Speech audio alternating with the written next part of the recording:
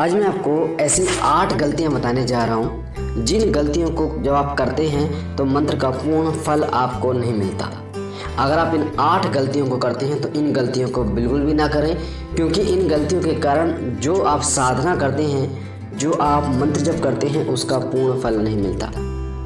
जो फल आपको 1 महीने में मिलना चाहिए था वही फल आपको 6 महीने या 1 साल में मिलता है। किस लिए? क्योंकि आपको इन गलतियों के विषय में नहीं पता होता। तो वीडियो को ध्यान से सुनना, एक एक चीज़ बारीकी से, ताकि आपको समझ में आए। तो ये शुरू करते हैं। जब भी आप मंत्र जप करते हैं तो माला से जब आप करते हैं, मंत्र जप करने के लिए आपके पास माला होती है, गौमुखी होती है। एक आसन पर बैठकर आप मंत्र जप करते हैं।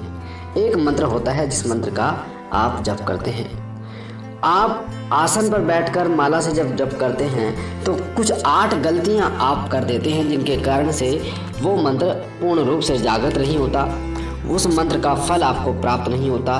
तो सबसे पहला कारण होता है, सबसे पहली गलती होती है, वो होती है कि अगर आपकी जो माला है जिससे आप जप कर रहे हैं, अगर वो माला देवता के अनुकूल नहीं है। देवता के अनुकूल का कहने का मतलब होता है, जैसे भगवान श्री कृष्ण का जप करना है तो तुलसी की माला, भगवान भोलेनाथ का जप करना है तो रुद्राक्ष की माला, उसी तरीके से माँ गायत्री का मंत्र करना है तो स्फटिक की माला, माँ दुर्गा का मंत्र जप करना है तो लाल चंदन रक्त चंदन की माला, ठीक है, या माँ कालका का आपको जप करना है तो रुद्राक्ष की माला, नरमुंड की माला या रक्त चंदन की माला, तीनों में से ले सकते हो।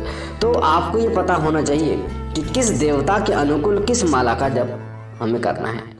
अगर आपको ये नहीं पता तो अन्य किसी माला से जप कर आप करना शुरू कर, जैसे बाबा भोलेनाथ के लिए आप तुलसी की माला से जप करना शुरू कर दोगे तो उस जप का फल आपको नहीं मिलेगा। तो इस चीज़ का विशेष रूप से ध्यान रखें। तो सबसे पहले ये गलती। दूसरी गलती आप करते हैं कि माला का शुद्धिकरण नहीं करते। अगर माला का शुद्धिकरण नहीं है तब भी आपको उसका पूर्ण फल नहीं मिलेगा, ना ही वो मंत्र जागृत होगा। अब शुद्धिकरण कैसे करना है वो सुनिए ध्यान से। जब भी आप मार्केट से माला लेके आते हैं, सबसे पहली बात तो जैसे रुद्राक्ष की माला, आप उदाहरण में बता देता हूँ आपको, लेके आते हैं तो रुद्राक्ष की माला 100 रुपये की भी मिलती है, 200, 500, 700, 800 रुपये की भी मिलती है।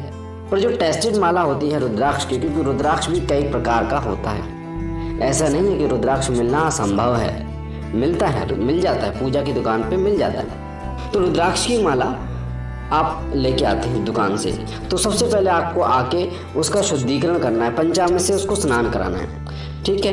पंचामृत से स्नान कराने के बाद गंगा जल से स्नान कराना है। उसके बाद एक कटोरी घी में उसको रात भर डुबो के रख दीजिए, यानी शाम को, जैसे आज शाम आपने डुबो को रख दी वो घी में, अगली सुबह उस माला को निकालिए, गंगा जल से धोइए साफ कपड़े से।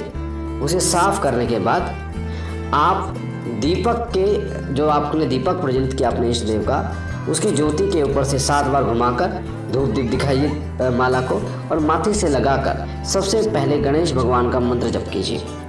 ओम गं गणपते नमः, ओम गं गणपते नमः, ओम गं गणपते नमः।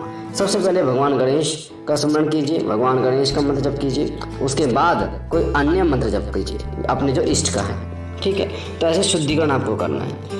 तो ये दूसरी गलती होती है। तीसरी गलती होती है, अगर आपको माला को सही तरीके से नहीं पकड़ना आता कि कैसे माला को पकड़ा जाता है, ठीक है। चौथी गलती होती है कि अगर आपको ये नहीं, आप माला, जो आप माला जब करते हैं उसके सुमेरु को लांग जाते हैं। सुमेरु जो होता है, जो माला का 109वां मोती होता है सुमेरु, ठीक है, जिसे गुरु पर्वत भी कहते हैं, उसको लांगना नहीं होता, वहीं से माला को रिटर्न कर लिया जाता है, उल्टी घुमा ली जाती है, उसके बाद जप किया जाता है। समझ में आ जाएगा, ठीक है। चौथी गलती वो होती है कि अगर मंत्र का गलत उच्चारण आप करते हो, गलत मंत्र का उच्चारण आप करते हो, तब भी आपका मंत्र जागृत नहीं होता, आपको उस मंत्र का फल नहीं मिलता।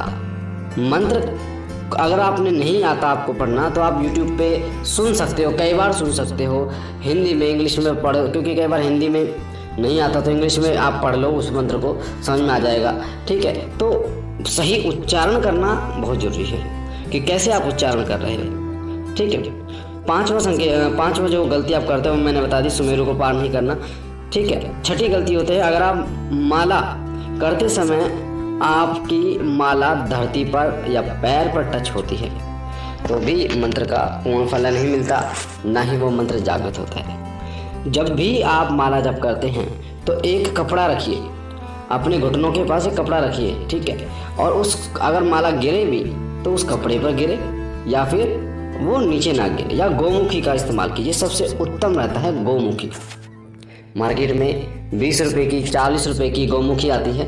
गोमुखी में आपकी उंगली भी टच नहीं होती, जो उंगली होती है हमारी अशुद्धि की, साथ साथ में आप बहुत अच्छे तरीके से जप कर पाते हैं। तो आपको गोमुखी का प्रयोग करना है। ध्यान रखिए आपकी माला पैर से टच ना हो, ना ही धरती से स्पर्श हो। किसी कारण से अगर आपकी माला धरती से स्पर्श हो जाती है तो फिर गंगा जल छिड़क कर फिर दोबारा उससे जप करना शुरू कीजिए। 7वीं गलती जो आप करते हो वो होती है कि मंत्र की संख्या में अगर आप उतार चढ़ाव करते हो। उतार चढ़ाव क्या होता है कि आपने साधना शुरू की और साधना में आपने आज 5 माला जप कर ली, कल जो है वो आपने 3 माला जप कर ली और आपने अपने संकल्प को पूर्ण नहीं किया, आपका संकल्प पूर्ण नहीं हुआ, आपकी साधना खंडित हो गई। तो ऐसे नहीं करना आपको, ठीक है। तो आपको इस चीज़ का विशेष रूप से ध्यान रखना है कि जब भी आप मंत्र जप करें तो उतार चढ़ाव नहीं करना आपको संख्या में, या तो कम ज़्यादा करें या जितना संकल्प आपने लिया है उतना ही उस मंत्र का जप करें, पर आपको उसको खंडित नहीं करना। और 8वीं गलती होती है कि आप मंत्र जप करते समय पे आपका ध्यान मंत्र पर होना बहुत ज़रूरी है। अगर आपका ध्यान मंत्र पर नहीं होगा, अगर आपको मंत्र का अर्थ नहीं पता होगा तो भी मंत्र का फल नहीं मिलता, क्योंकि भाव जागृत नहीं होता जब तक आपको उसका अर्थ ना पता हो। तो मंत्र का पहले अर्थ समझिए क्या है, उसके बाद जब भी जप करें तो जप करते समय पे आपका ध्यान मंत्र पर होना चाहिए, जिससे उस मंत्र की ऊर्जा आपके शरीर में अवशोषित हो सके, साथ साथ में आपका मंत्र सिद्ध हो सके। मंत्र सिद्ध होगा तो वो कार्य करेगा, जागृत होगा, उसका पूर्ण फल भी आपको प्राप्त होगा। तो इसलिए इन 8 गलतियों को बिल्कुल भी मत करना जब आप मंत्र जप करोगे, नहीं तो मंत्र आपका जागृत नहीं होगा, सिद्ध नहीं होगा। मुझे आशा है ये जानकारी आपको अच्छी लगी होगी। पहली बार चैनल पे हैं तो चैनल को लाइक कीजिए, शेयर कीजिए, सब्सक्राइब कीजिए।